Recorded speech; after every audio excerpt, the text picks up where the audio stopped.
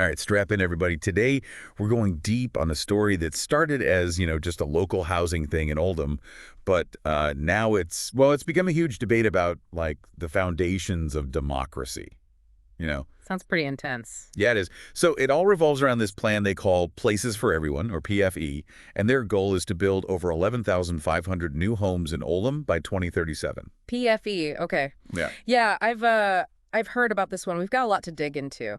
Council meeting minutes, this really strongly worded opinion piece called Places for Everyone, The Death of Oldham's Democracy. Oh, and an interview with Andy Burnham himself, so Yeah, this is going to be a wild ride. buckle up. The thing is, they want to build a lot of these new homes on greenbelt land, which, understandably, is people kind of freaked out. Yeah, I bet not exactly a popular move. And here's the real kicker. The Oldham Council actually voted against PFE. 30 to 29. Pretty close, but a clear no, right? You'd think that'd be the end of it, right? Democracy in action, they always say. Nope, not even close. Turns out, Oldham needs the UK government to sign off to officially back out of PFE. Ah, so that's where the problem is. Yeah, and that's where things get, well, kind of shady. Basically, we have these unelected council officials who are trying to stop the council from even sending the withdrawal letter to the government. Whoa, seriously, they're trying to block, like, basic communication. Yeah. Both the Oldham Chronicle and this Death of Oldham's Democracy piece we have, they're both saying, these officials are claiming it's, quote, unlawful to send the letter. But they don't really give any legal basis for it. So basically, you can vote all you want, but we'll decide what actually happens. Exactly. And Howard Sykes, the leader of the opposition, is calling it out. He's saying they're trying to manipulate elected members, and, I can see why he'd say that. Absolutely. So where does this Miah guy fit in? So Miah, he's the one who wrote that Death of Oldham's Democracy piece. And he's the one who's been really digging into all this. And I think it's fascinating because, without his, persistent investigation, a lot of this would have totally flown under the radar. He's got a history of exposing things like, corruption within the local government. He's not afraid to cause a stir. So he's kind of like Oldham's watchdog. Makes his take on this PFE stuff pretty important then, right? Totally. And he does not hold back. One of his main points is that this whole PFE thing, it's being pushed through based on, these really outdated calculations for housing needs. They just don't reflect Oldham's actual needs. All right. He's especially critical of Clara Lane Taylor, who's been a big supporter of PFE. Her argument is that if Oldham withdraws, the government will just come back with even higher housing targets. So they'll have to develop even more of the greenbelt. So it's the whole we have to destroy the village to save it kind of thing? Exactly. Classic. Okay, but I bet Miah wasn't buying it. Not at all. He makes a really good point, actually. Any increase in housing targets from the government, it would apply regardless of whether Oldham is part of PFE or not. So, Taylor's argument, it's just like a scare tactic. Trying to pressure the council into submission. Exactly. But wait, there's more. Miah also goes after Andy Burnham's claims that PFE actually gives Oldham more control, and it'll bring all this much-needed investment. That's Burnham, the mayor of Greater Manchester, right? So he's basically telling Oldham, just trust me on this. Right, and Miah just straight up calls Burnham out, labels his statement as, straight up lies. He says Burnham cares more about developers than the needs of Oldham. Whoa, calling someone a liar, that's pretty serious. Yeah, it is. Miah's backing it up, though. He points to Burnham's track record, how he often favors these big development projects, even when local communities are pushing back. And the investment that Burnham keeps talking about. Miah says that will probably just end up benefiting developers and, wealthy outsiders, not the people who actually live in Oldham. So follow the money, basically. Yep.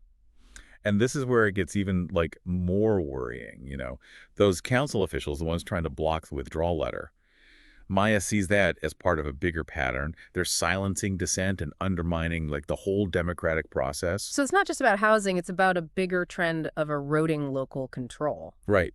Miah's basically saying if they can just declare basic communication as unlawful today, what will they say is off limits tomorrow? It's kind of scary when you think about it. Yeah, that's a good point. It makes you wonder who's really in charge, right?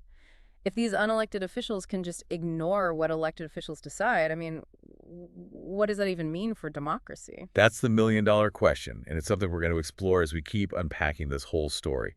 But first, let's dig into another one of Miah's key arguments. Miah, he really gets into the nitty-gritty of what PFE could actually mean for Oldham.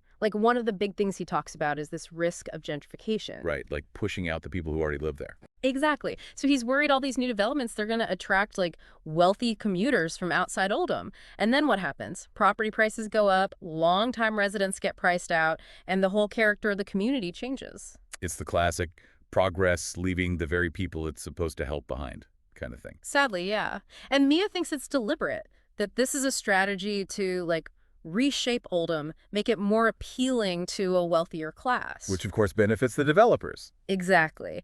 And it's interesting how he ties this back to some of Burnham's past actions, you know. He says this isn't the first time Burnham has prioritized big development projects over the concerns of the people who actually live in those communities. Right, like with all those other projects Mia's investigated, and this whole unlawful claim about sending the withdrawal letter, Miah sees that as, like, part of this bigger pattern of silencing anyone who disagrees. Like a way to make people afraid to even speak up, let alone organize and oppose these plans. That's chilling. It is. And remember how Burnham was saying that PFE would actually give Oldham more control, by giving them a seat at the table? Yeah, classic political talk. Make it sound like you're giving people a voice, but really, you're still the one holding all the cards. Miah tears that argument apart, too. He points to Stockport, which decided to say no to PFE, and guess what? They've been doing just fine with their own localized development plans. Ah, so it's proof that going it alone doesn't mean instant chaos. Right. And Miah actually argues that Stockport's success is because they weren't tied to this big regional scheme, the one that seems to prioritize developers over the actual needs of the community. So he's really pushing for more local control. Let the communities decide what happens in their own backyards instead of having these unelected officials and, these power brokers making all the decisions. Absolutely. And the best part is he doesn't just complain. He actually offers some concrete steps to fix things. In the short term, he says the council needs to just honor that 30-29 vote. Like, drop this whole unlawful nonsense and actually send that withdrawal letter to the government. Basically respect the most basic democratic principles, right? Like the right of elected officials to represent the will of the people and to, just communicate freely. Exactly. But he goes even further. In the long term, he's talking about bigger changes, like putting limits on the power of these unelected officials, stronger protections for democratic rights, and basically a total overhaul of the whole process that allowed this whole mess to happen in the first place. So he wants to make sure that the process actually supports democracy, not undermines it. And this is where I think the role of Howard Sykes becomes really interesting. Miah really calls on Sykes to, step up and lead this fight. Makes sense, right? He's the leader of the opposition. He's got a platform. He's got influence. And he's already been, pretty outspoken about his opposition to PFE. So Miah is suggesting that Sykes could, really rally people, maybe even challenge this unlawful claim in court, or even call for a public inquiry. He's saying that Sykes is in a really good position to push back against all this and demand more transparency and accountability. Yeah, and he could really be a champion for the people of Oldham. It's a lot of pressure for one person to take on, but Miah seems to think Sykes can handle it. And it's not just about Oldham either.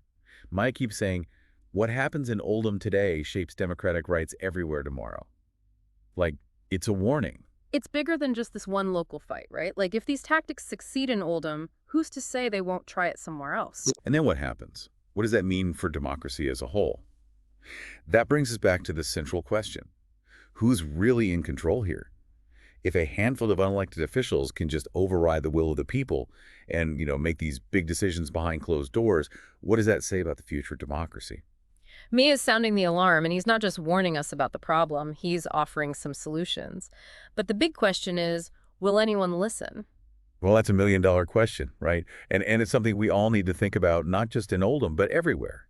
Because as Miah puts it, what happens in Oldham today shapes democratic rights everywhere tomorrow. It's a powerful statement, really makes you think. Yeah, it does. He's saying this isn't just about Oldham. What's happening there could have ripple effects across the whole country. It's about the bigger picture, the future of democracy itself. And remember how Miah dug into those housing calculations behind PFE? Oh, yeah, he really went in on those. He's arguing that they're completely out of date.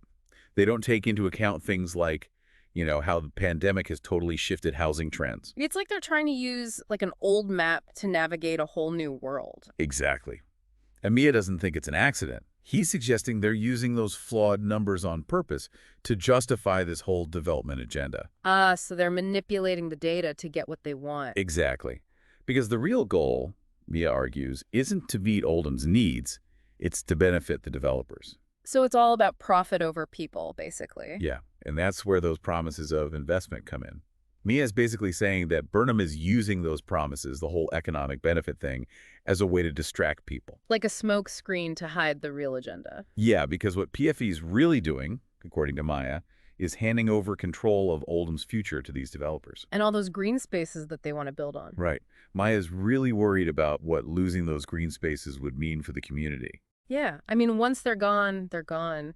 And it's not just about losing a place to, walk your dog or whatever. It's about the environment, people's well-being, the whole feel of the community. Miah believes those green spaces are a really important part of what makes Oldham, well, Oldham.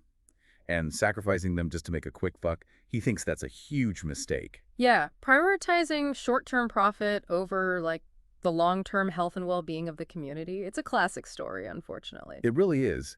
And remember, Miah is putting a lot of faith in Howard Sykes to lead the charge against this. He really seems to believe that Sykes can make a difference. He's calling on him to rally the community, challenge these, undemocratic tactics, demand more transparency, that sort of thing. So, I mean, what can people do if they're worried about this happening in Oldham, or if they see similar stuff going on in their own towns? What actions can they take? Well, Miah has some ideas.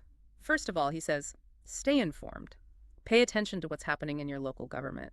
And get involved, Engage with local politics. Hold your elected officials accountable. It's about being an active citizen. Exactly. And he also talks about the importance of community organizing, coming together with your neighbors, making your voices heard collectively. There's power in numbers. That's what he believes is the best way to protect our communities. And to make sure that democracy really means something. It's not something that's just given to us. It's something we have to actively participate in. That's a really important message. This whole deep dive into what's going on with PFE and Oldham, it's been a real eye-opener. Yeah, it has. We've gone deep into this whole world of housing, development, and democracy. And we've seen how something that seems simple, like a housing plan, can actually turn into this, huge battle over who really holds the power. It's about local needs versus regional ambitions, holding those in power accountable, and most importantly, I think, the importance of being engaged citizens. And we've seen people like Miah and Howard Sykes who are willing to, stand up and speak out, even when it's tough. It's inspiring, honestly. It reminds us that the fight for democracy, it's never really over. We have to keep at it. So to wrap things up, we'll leave you with this. What happens in your community today? It affects the future of democracy tomorrow. What will you do to make your voice heard?